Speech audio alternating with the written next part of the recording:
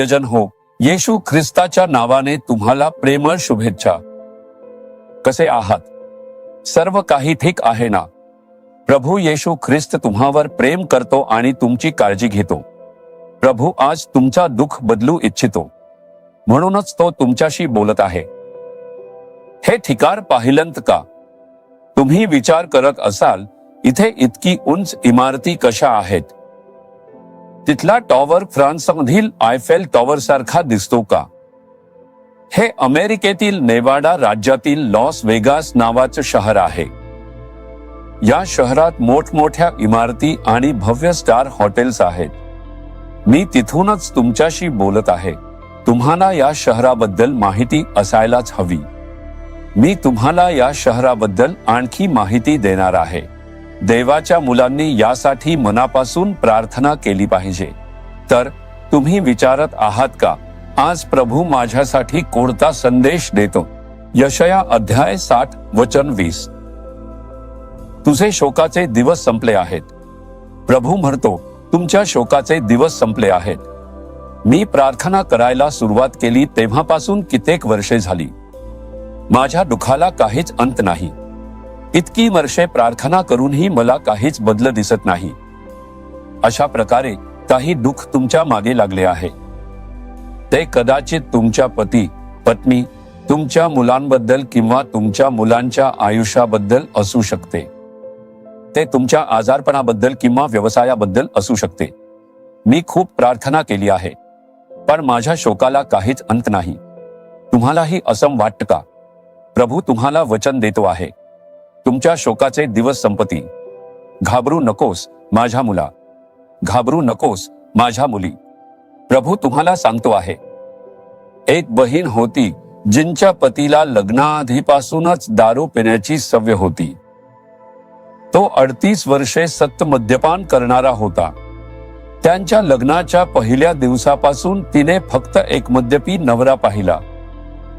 तो तिला कधीच प्रेम देत नसे, उलट नेहमी तिच्यावर रागावत असे.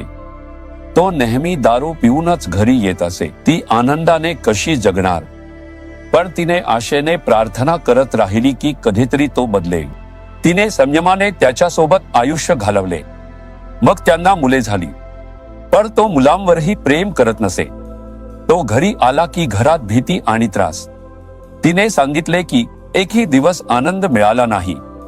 दररोज ती दुःखी विचार करत, आज तो येऊन काय करेल? फक्त भीती आणि त्रासच होता. तिने त्याच्यासाठी उपवास केला आणि प्रार्थना केली. तरीही तिला सतत हेच वाटायचं की याला कधीच शेवट नाही का? 38 वर्षांच्या या दुःखाला काहीच अंत नाही म्हणून ती खूप त्रस्त होती. एक दिवस जेव्हा ती या चला प्रार्थना करूया हा आमचा कार्यक्रम सत्यम टीव्हीवर पाहत होती, तिने आपल्या नव्यालाही बसून पाहायला सांगितले. तो येऊन बसला. त्या दिवशी देवाचे वचन त्याच्या हृदयाला स्पर्शून गेले. प्रार्थनेच्या वेळी तो रडला, आपल्या पापांची कबुली दिली आणि स्वतःला समर्पित केले. त्याने प्रार्थना केली, प्रभू मला दारूच्या सवयीपासून मुक्त कर. त्या दिवशी त्याचे आयुष्य पूर्णपणे बदलून गेले. त्या दिवसापासून त्याने दारूला हात लावला नाही. तो पत्नीवर आणि मुलांवर प्रेम करू लागला. ती हे आनंदाने सांगत होती, माझ्या शोकाचा अंत व्हावा अशी मी वाट पाहत होते. मी हे दुःख 38 वर्षे पाहत होते, पण प्रभूने ते शक्य करून दाखवले. आज आम्ही आनंदी आहोत. तुमच्या आयुष्यातही आज तुमचा शोक संपणार आहे. तुमच्या शोकाचे दिवस संपतील असे प्रभू म्हणतो. माहितीये का? कारण त्याने तुमचे दुःख क्रुसावर वाहून घेतले. यशाया 53 वचन 4 मध्ये म्हटले आहे, त्याने आपली दुःख आणि आपले शोक क्रुसावर वाहून घेतले. कारण त्याने तुमची सर्व दुःखे आणि वेदना क्रुसावर वाहून घेतल्या आहेत. तो तुमच्या दुःखाचा अंत करेल. आज विश्वासाने प्रार्थना करा.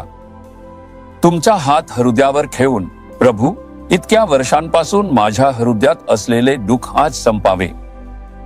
चमत्कार घडू दे.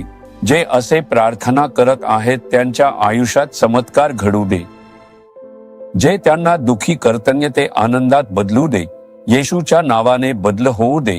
आजच त्यांना चमत्कार दिसू दे. येशूच्या नावाने प्रार्थना करतो. आमेन. आमेन. जीसस रिडीम्ड मराठी ह्या यूट्यूब चॅनेलला सबस्क्राईब करा. सबस्क्राईब बटनावर क्लिक करा आणि बेल चिन्हावरही क्लिक करा. दररोजच्या नवीन कार्यक्रमांची माहिती मिळवा.